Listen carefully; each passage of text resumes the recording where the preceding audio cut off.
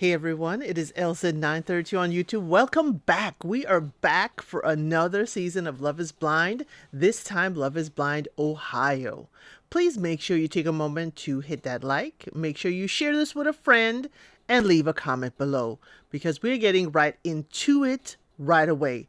So I will have a picture of the cast. All the cast we're going to discuss is going to be on the side so you can refer to them when I mention their name. So, when the Lachey's come through, folks are saying they're looking for their best friend. People judge them by looks. And one lady says that the men will take her home, but not home to their mama. And I thought that was very interesting. So, one gentleman says he gets awards, he has his career, and this is him showing up for his life. Now, Emma says she was adopted from China by a white family and she had surgery to remove birthmark that's on her arm, and this has always caused her to be judged by her physical looks. Now, another lady says that in her 20s, she became the woman of her dreams. She said Jesus died single. She don't need to die single. And I said, amen, sister. Amen to that. The first couple people we see, Jordan, 33, in software sales, Amber, 33, a nurse. She tells right off the bat, oh, you want a family? I have a daughter, okay? I have a daughter. Is that okay? We good? I like Amber's energy. She says, even when there was no money, they were very happy together in the times that she was really, getting herself to becoming a nurse. We see Victor, or Vic, like he likes to be called, is a professor. He is with Christine, 30, a speech pathologist. I may need you, Christina, with the way I just said that, okay? Um, he's wanted to be married for some time now. He's from Brooklyn. Brooklyn, stand up. What part? What part? He is a professor of public policy. And she is Christina, and she told about her mom. He told about his mom a little bit, and we're going to get deeper into that later on in the episode. Now we see Jessica, 38, internal medicine doctor, and Chris, 32, in sales. She has 2 English bulldogs. I made a note of that because I'm a dog mom. And talks about her time as a nurse during COVID. Now he does talk about his year in Kuwait, and basically him having to navigate that just like she had to navigate being a nurse during COVID. She is divorced and her ex is a good person, but they have a different idea of what makes a good spouse. We see Chris and he has his date with Bree. Okay. We see Bree is a 33, a product development, specialist. He said he's not gonna lie about his height when he, talks to his girls. Her friends call her Breezy. Now he does Ironmans and triathlons, and he does ice plunges each morning. If you've been around here, you realize Married at First Sight, Austin, we saw the people who did ice plunges. I don't know about this, okay? But she is competitive, and she competed in softball and cheerleading. Now, Bree says love is deeper than physical. She has given medium ugly men chances in the past. And she's like, how could you break my heart? You medium ugly. I'm with you, Bree. I understand. Totally understand you, Breezy. Now, her next date is with Connor, 31, an account manager. And they talk about school pride, active lifestyle, and their honeymoon would be a ski trip. I don't think I want cold for my honeymoon. But guess what? It ain't my honeymoon. Next, we see Connor has a date with Emma, 27, retail merchandising. He says, my mom tells me to shut up a lot. She's like, well, keep on disappointing your mom. Keep on talking. And he said, I've already done that for 31 years. How? How, Connor? How have you disappointed your mom for the past 31 years? I need to know. But he sells dumpsters, commercial dumpsters. And I thought, ooh, that's good money. He says some people, I guess, judge him for that, but that's good money. And Emma says, hey, you are the reason why our world is a cleaner place. I like Emma's thought process. And we're going to get further into Emma. She said people used to stare at her scars. And here is very liberating to be able to get to know people without them staring. Now, Emma's next date is with Mike, 29, sales manager. Emma shares that she has been single for a year. Mike does share that he wants kids, and Emma wants to find her right partner. She's not 100% yes on kids, but it's not a no. She just doesn't know yet. And she doesn't know her birth family and if they have any genetic traits that she may pass down to a child, and that scares her. And she's not ready to reveal that to a person in the pods until they get to know her a bit more. I totally understand you, Emma. I understand the whole adoption and the genetics of it all. I understand, but I wonder how much you know about your birth family, or have you gone searching for it? And I, totally understand that. I have many friends in my circle who are adopted. Now, the next date is with Stephen, 31 in finance. He wants to banter. Okay. He wants to banter and go back and forth, and not get into super deep questions. Sir, why are we here? Why are we here? But we learn Emma has a 12-year-old dog that she adopted, which is awesome.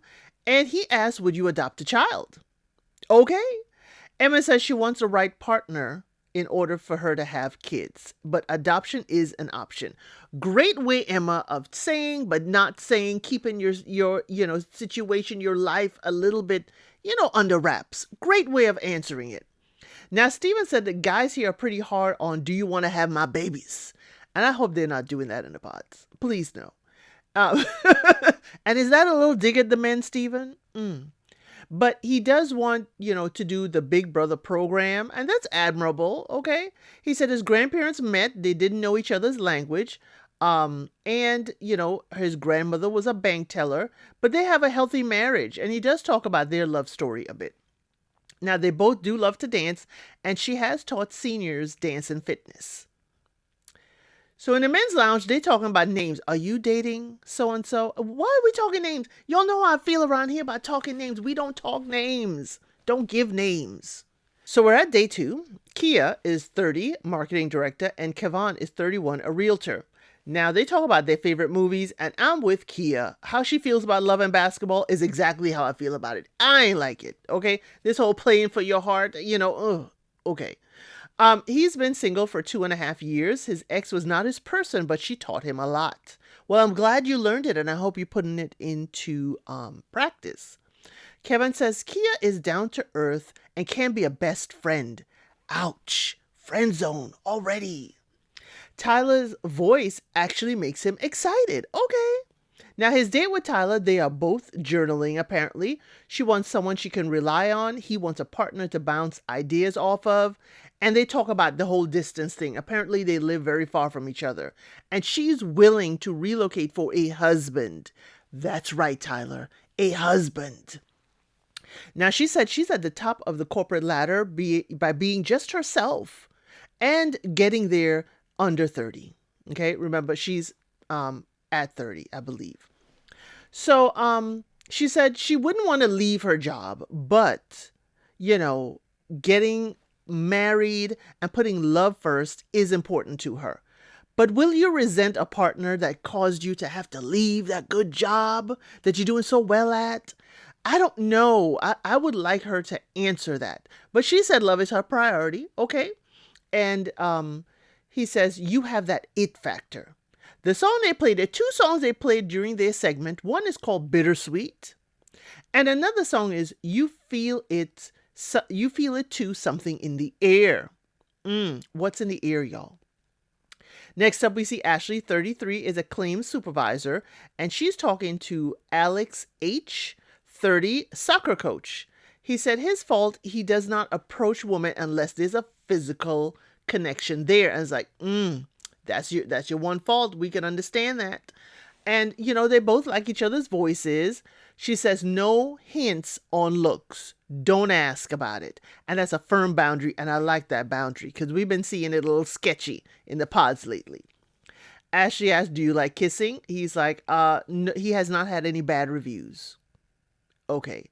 She says she is a great kisser, but she steals the covers in order to have a strategy to bring you over to her side of the bed. Girl, why don't you just roll over there? She asked him, do you like to be big spoon, little spoon? He's like, yeah, he admits that men do like to be little spoon sometimes. Men out there, could you, say, does Alex have it correct? Now, sex is important to her, and he said he likes to have feedback. He gives feedback, he likes to receive feedback, which in his mind is dirty talk. I'm like, this is too early. If this is day two, this is actually a day two conversation. I think it's a little early. When people start talking like this early, it kind of fizzles out, okay? But she says her dad says that she has a bad picker and you like Alex. Maybe you shouldn't. Mike, we see, promised himself that he would be open minded in this, and Emma is a connection for him. So we do see Mike and Emma. She speaks on what she likes about him. He finds her funny. He's liked her since day one. And I'm like, Mike, but this is day two. Okay, yesterday.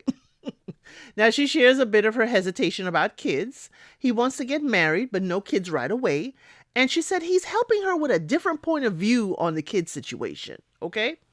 And if it would be hard for him, if she would be his wife, he said he would have to choose between her and having kids. And I could see that being hard, Mike. I truly believe that. That's why y'all need to talk a whole lot more. But he wants to see her, okay? But understands that she doesn't want to see him because of his hesitation. He totally validates her, how she feels, no hard feelings at all. He knows, the journey may take them into different directions. I like that part. She does validate him, and he does appreciate that validation. We see Emma next with Connor. She feels like it's surface level, okay? And it feels like her first relationship, easy and good until they got intoxicated together.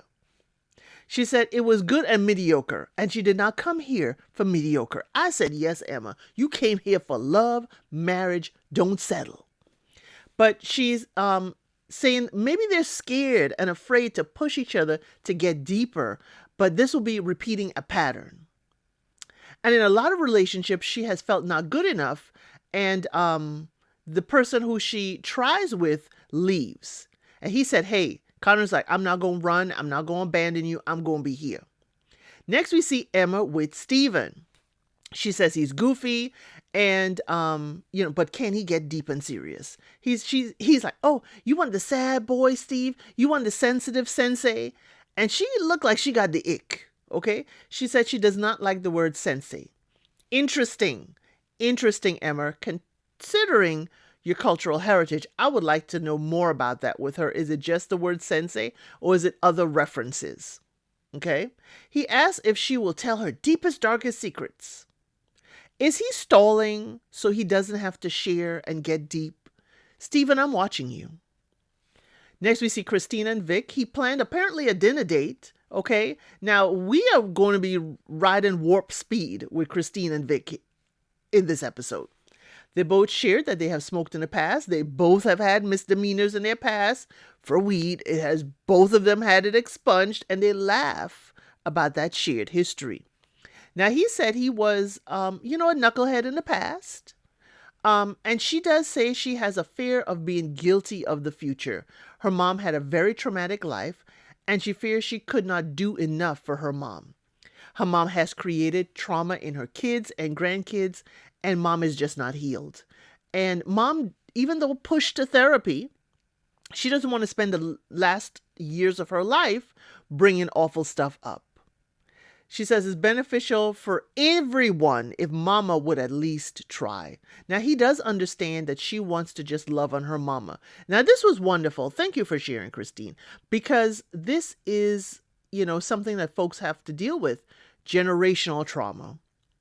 And I understand, mom, as well. You don't want to bring stuff up and have to relive it in the last years of your life, but not handling it is causing it to ripple into the next couple generations. Now, Christine does remember her dad also swerving while driving. And when stopped by the police, he hands her a pill bottle to hold. Now, deep down, she says her dad is a decent human being, but he was affected by so much stuff. Said Christine, ooh, Vic, I hope you are listening and hearing and you're not just jumping into this to save her.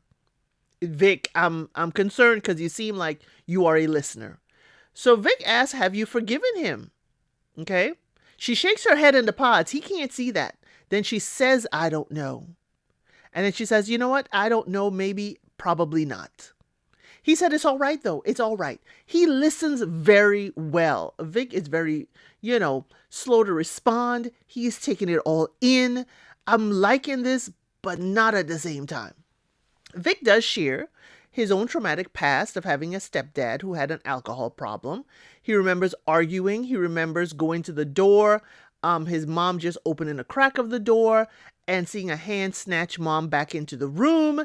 And he went to grab his sister. He said his sister is a little pit bull. I'm like, I know. What part of Brooklyn? Okay, what part of Brooklyn, Mike? Please tell us at least one good time. What part of Brooklyn?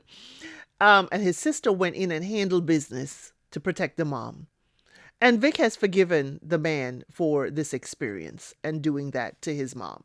She says, Christine asks, is your mom healed from this? He's like, yes, my mom is strong. Okay. She got the man up out of that house. Up out of that house. Now, he moves on to read about how he sees her without seeing her. She likes it. It means a lot that after the short time that he actually does see her, and it's hard to find someone on the same page with the same energy and have a connection. Now, the song they play for them is We Found Love Right Where We Are. That was a very good song, very much to the point, especially with what they shared of their, shared experiences of the past. Now, in the men's lounge, Steve is asking a tall guy, I couldn't see his face, is he dating Emma? Why are we mentioning names? And Steve, you look exceptionally short. Is it why, you going to the tall guy? How many guys did you ask, Stephen? But let's go to Stephen and Emma's actual date. She shares she was adopted at 3, but she does not have the need to figure out where she came from. Okay. She does not like that he's trying to guess what she looks like. And he's like, oh, are you a shy girl? Are you hiding? Then he asks, would she adopt? She is visibly looking uncomfortable. Okay. But does agree that she would adopt kids. So Stephen is, he's like, the point here is not to hide things. It's not to hide on the other side of the wall. Stephen, you're irritating me now. Irritating me. She says she likes it because it takes away the physical aspect. She does share with Steve about her birthmark, the melanoma chance. She's had 10 surgeries before the age of 7 to resolve this. And I was like, ow, I felt for little Emma. I really did. I really did with the way she was talking about it and 10 surgeries at such a young age. Wow. She tells him the largest part is on her arm, but there are other spots on her body, but she has to get it checked every year, and his impact her growing up and on dates and how people see her. He asks if she is being sad, and then says he'll help her get out the funk. Talks about his first kiss in 8th grade. I don't think it's the right tone, Stephen. I don't think you had the right tone in this one. Okay. She was sharing something very deep, very emotional. And you're like, well, let me tell you about my first kiss in the 8th grade. We had braces. But he did know she didn't want to be asked anymore about her arm or her looks. But it was his time to get deep and he didn't. He asked about her first kiss and she said it was in high school with a boy. He said, so deep. Stephen, I don't like your tone. Then as if she's comfortable telling how she lost her virginity. Ew, Stephen, ew. Have we had this question in the pods before? I can't remember. I've been watching Love is Blind since the first season, not reviewing it, but I don't remember this line of questioning, or maybe we just didn't see it. So Emma says in college, he's like, oh, a late bloomer like me. She don't like the late bloomer comment. I don't like it either. He said he felt like he was behind his friends and their experiences. Are you still measuring yourself up to your friends, Stephen? Is that what you're doing? Are you measuring up? Okay. Again, I don't want to say it. I want to think that it's, because of your height and you being short. But he tries to pin down what age she lost her virginity. Ew, Stephen, ew. He's like 19, 20. Let it go. She looks like this was uncomfortable and an awkward moment. I felt for you, Emma. I really did. Stephen says, his was beautiful. It was like The Notebook. We did it for a year. We loved each other and we looked at each other and we just slept together. It was a wonderful moment. And Emma's like, I never seen The Notebook. I'm with you, Emma. Not there, but it's like I want to talk about a movie. I've seen The Notebook. I just don't want to talk about it. He goes on and on about the movie and sets the expectation that every girl he's been with has watched the movie with him. Emma's like, I march to the beat of my own drum. I don't need to be told what to do. He's like, oh, who's telling you what to do? He feels like she has been walled off. You think, Stephen? You think Emma's been a little walled off. You're acting strange. He feels like he's gone deep and she's just surface level now. Saying that it was just some guy in high school she kissed. She's like, that's my story. Okay? No one wanted her in high school, not till college people. And we understand that, Emma. You know, young men, young ladies, we grow up a little bit more in college. But she starts tearing up, y'all. She says those boys are not worth painting a picture of them. Now, while she is sharing and she is tearing up, Stephen is over here grabbing a can of a drink and popping it while she's talking. His comments rubbed her the wrong way, she said, and his interrupting rubbed her the wrong way as well. I'm with you, Emma. He said he felt he did nothing wrong, and she's putting it back on him, and it could just be what she's feeling. It's not anything he did. Feels she's trying to paint him and how he reacted as wrong. And he has had a great response to all of this. Stephen, listen. She's trying to tell you how you're making her feel. It's not me, it's you. And it's you. Stephen, I'm not liking you. I'm sorry. You need to just go away, please. Now, she shares that her connections are stronger with other people and they are not right for each other. Thank you, Emma. Nip it in the bud right away. It's like, you know what? This ain't working for me. He goes to the men's lounge and he's sitting at the table with the other guys and says, this not going to work for me. Now, we don't know if that's actually what happened after the pod date. It could have been sliced and diced moment. We know this is an edited, produced show, but it was ew. In a women's lounge, Emma walks in crying. The women run to her and hug her, and she tells them that she's opened up with her story and she's afraid of opening up to the next guy. I understand. Now, we go next to Vic and Christina. We see a montage of their journey. She had an accident that hurt her back, and she got a tattoo of angel wings. She also doesn't follow her ex on social media. I guess that's the recent ex. And he doesn't follow his ex at all. He's like, it's a simple no. He's Davided a different collage of women, and he wants someone that aligns with heart and values. He wants to be married, not only for the family aspect, but to merge into one. Okay, we do see in this montage that she was sent flowers and a gift. Okay, she can see his heart. He has a loving heart and agree that they complement each other. We also see in this collage that she has sent him gifts and they've also said, I love you to each other. I feel like I'm being cheated out of their experience. I feel like I'm being cheated out of seeing Christina and Vic develop, but I understand the show has got to go on. Now, she does share a prayer with him. And he does say he will stand with her when she said she will stand. That was a really cute touch.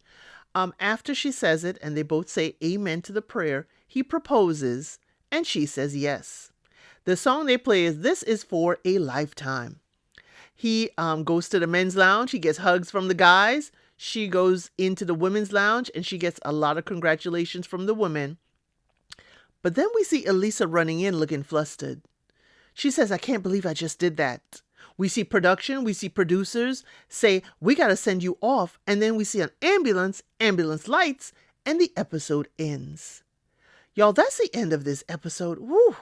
I feel like I've already been through a roller coaster and it's only episode 1. Please make sure you hit that like, and I will see you on the next one.